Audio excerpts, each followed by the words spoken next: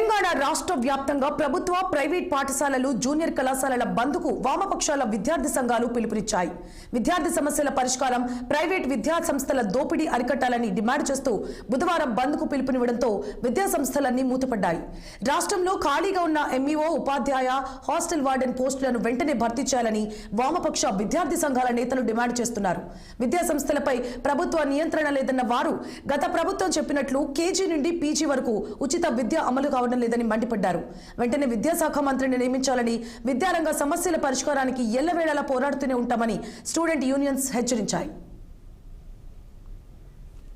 జగిత్యాల జిల్లా కార్యదర్శి తెలంగాణ రాష్ట్ర వ్యాప్తంగా ఉన్నటువంటి ప్రైవేట్ మరియు కార్పొరేట్ ప్రభుత్వ పాఠశాలలు మరియు జూనియర్ కళాశాల బంధువులు రాష్ట్ర వ్యాప్తంగా వామపక్ష విద్యాసంఘం పిలుపునివ్వడం. ఈరోజు భాగంగా జగిత్యాల యొక్క ముఖ్య ఉద్దేశం ఏంటంటే, ఈరోజు తెలంగాణ రాష్ట్ర వ్యాప్తంగా అనుకున్న చూసుకుంటే ఖాళీగా ఉన్నటువంటి ఎంఈఓ పోస్ట్ కావచ్చు, టీచర్ పోస్ట్ కావచ్చు, హాస్టల్లో వార్డెన్ పోస్ట్ కావచ్చు, ఇది కూడా భర్తీ లేదు. గత 20 సంవత్సరాల నుంచి ఛాలెంజర్లు కావచ్చు, అటెండర్లు కావచ్చు, ఏవి కూడా భర్తీ లేదు.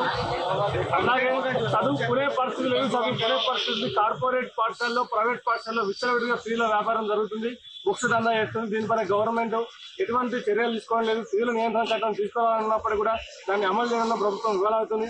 అట్లాగే బెస్ట్ అవైలబుల్ స్కూల్స్ సంబంధించి వాటికి స్కీమ్లో ఎస్సీ ఎస్టీ పిల్లలకు సంబంధించినటువంటి పెండింగ్ బకాయిలు ఇవ్వడం లేదు. దీనివల్ల విద్యార్థులు చదువు ఏందన్నది వాళ్ళు ప్రశ్నగా మారింది. విద్యార్థులు సీట్ వచ్చిన విద్యార్థులు ఆ పాఠశాలలోకి వెళ్ళి చదవాలంటే వాళ్ళకి సీట్ ఇచ్చే పరిస్థితి యాజమాన్యాలు కల్పించడం లేదు. అట్లాగే కేజీ నుండి పీజీ విశ్వవిద్యాలయాన్ని గత ప్రభుత్వం చెప్పింది, దాన్ని అమలు నోచుకోవడం లేదు. అట్లాగే ఇంకా చూసుకుంటే చాలా సమస్యలు ఉన్నాయి. ఎన్ఈపీని దేశవ్యాప్తంగా పలు రాష్ట్రాలు, దక్షిణ రాష్ట్రాల సీఎంలు అసెంబ్లీలో వాళ్ళు ఆమోదం తెలిపి దాన్ని వ్యతిరేకిస్తే మన రేవంత్ రెడ్డి మాత్రం దాన్ని మర్చిపోయారు. ఇంకొక విషయం ఏంటంటే, తెలంగాణ ప్రభుత్వానికి సంబంధించి ఈరోజు విద్యాశాఖ లేకపోవడం విడ్డూరంగా ఉంది, విద్యాశాఖ మంత్రి లేకపోవడం విడ్డూరంగా ఉంది.